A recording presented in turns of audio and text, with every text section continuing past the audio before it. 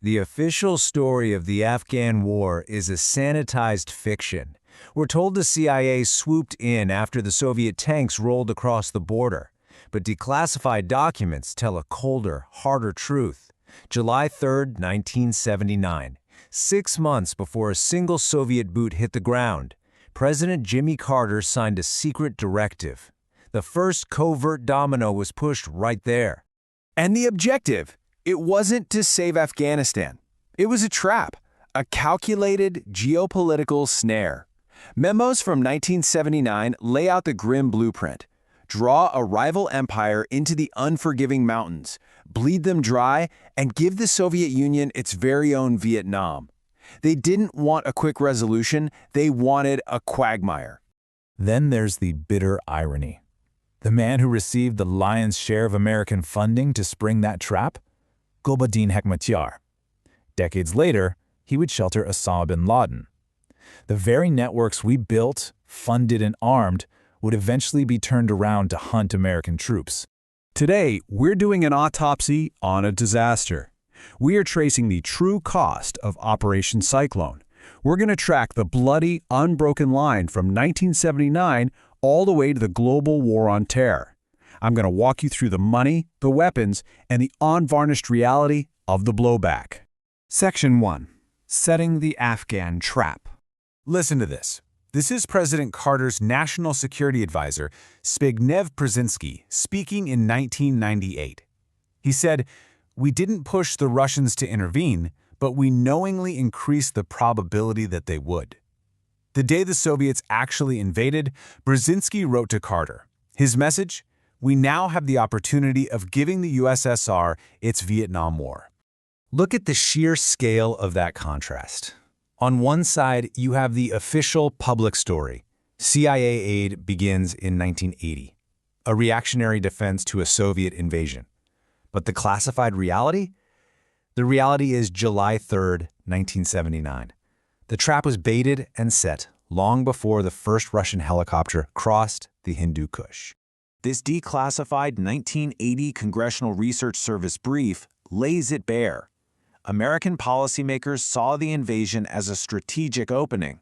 They didn't want to stop the fighting, they wanted to bog Moscow down in an unwinnable systemic nightmare. And they were more than willing to flood the zone with cash to make sure the fighting didn't stop. Section 2. Tracing the money and weapons. Let's follow the cash. The CIA couldn't just hand out guns directly. They needed a middleman. So, they bypassed direct involvement using Pakistan's intelligence agency, the ISI, as the conduit. Saudi Arabia stepped in with matching funds. So you had this massive pipeline, Washington to Riyadh to Islamabad, pouring straight into the war zone. We supplied the cash. The ISI decided which warlords got the guns. The escalation was rapid, and it was massive. In 1984, Congress approves $250 million. By 1986, it's $470 million, plus the Saudi match. And then came the Stinger anti-aircraft missiles. The CIA procures them, ships them out. And suddenly, Soviet helicopters are dropping from the sky like flies. $600 million. Let that number sink in for a second. That is the estimated amount of U.S. aid channeled by the ISI directly to one single man. That man was Gulbuddin Hekmatyar. He became the chief proxy, a radical Islamist warlord. He was known for extreme, unthinkable brutality, including violent attacks on unveiled women in Kabul. He was openly, fiercely anti-American. But he was ruthless against the Soviets, so Washington turned a blind eye. He became our most heavily funded asset of the entire conflict. It wasn't like nobody knew what was happening. Early intelligence reports explicitly warned us. They warned of the fractured, opportunistic nature of these insurgents. They flagged the banditry, the infighting, but Washington bypassed those warnings. They ignored the red flags because the primary objective was all that mattered: defeat the Soviets, no matter the cost. Section 3. The birth of Al-Qaeda. They called it the Golden Chain, a financial apparatus built to wage war. Saudi and Gulf financiers funneled millions through the ISI and NGO charities, straight to the Afghan Arabs. It was explicitly designed to fund the resistance. But a machine built for war doesn't just switch off. It quickly spiraled completely out of American control. August 1988, the exact moment the Soviet withdrawal became inevitable. The leaders of this resistance met. They decided the vast, lethal network they had built shouldn't just dissolve.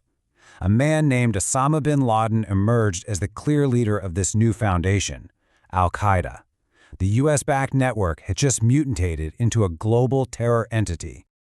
The escalation was terrifyingly fast.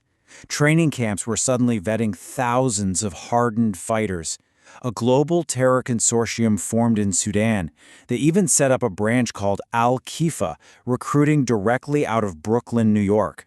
They took the prestige of bleeding a superpower and they weaponized it worldwide. You look at the CIA's long history of using shadowy proxy networks and front airlines, and it was standard operating procedure for them. But this time, this strategy laid the groundwork for a monster, an uncontrollable, hostile network born right in the Hindu Kush. Section 4, Accounting for the Blowback. The Harvest. 1.5 million. Think about that number. After the Soviets finally withdrew, Hekmatyar took the very rockets supplied to him by the CIA, turned them around, and fired them into the civilian population of Kabul. Between 1992 and 1994, he shelled the city to ashes just to secure his own power. 1.5 million casualties, a staggering, crushing toll.